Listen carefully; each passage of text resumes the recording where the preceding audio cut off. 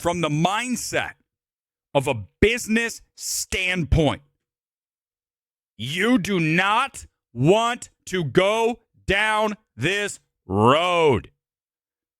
Ask Disney and Rachel Zegler. Not exactly the same, but the same kind of controversy.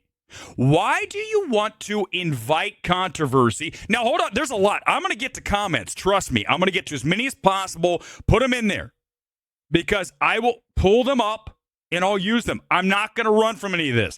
This is why no one's better, because I'm going to be objective about this. But ultimately, remember, I am deeply rooted in a business mindset when you are making film. I love the very uncommercial side of film, but I also understand that you need to have successful films to have a studio. And Zelda is not an A24 niche film. Okay? So, if I'm going to put hundreds of millions of dollars into a franchise, I'm not going to invite any semblance of controversy into the equation. I think Hunter was fine in Cuckoo. Haven't seen Euphoria. I was on an episode of Euphoria. I told you guys the long tracking shot outside the motel. I am the last cop who's banging on the door. So if you've seen the episode, whatever it was, I never watched it. I only was in the scene. We shot it like midnight over in Van Nuys. So I am familiar with Euphoria. But I've never watched Euphoria. But as I talk about all this, you have to understand whether you are pro-Hunter or anti-Hunter.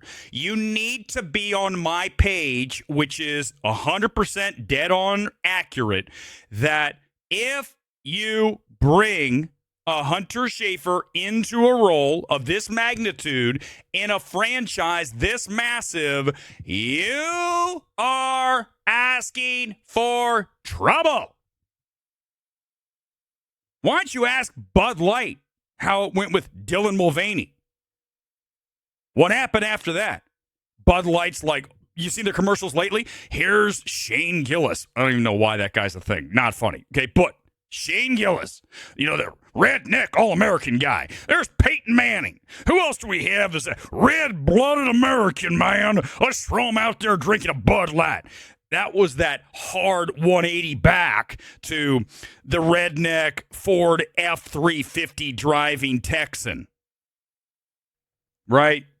If you are one of those, you're still welcome here. We welcome everybody here at MMT.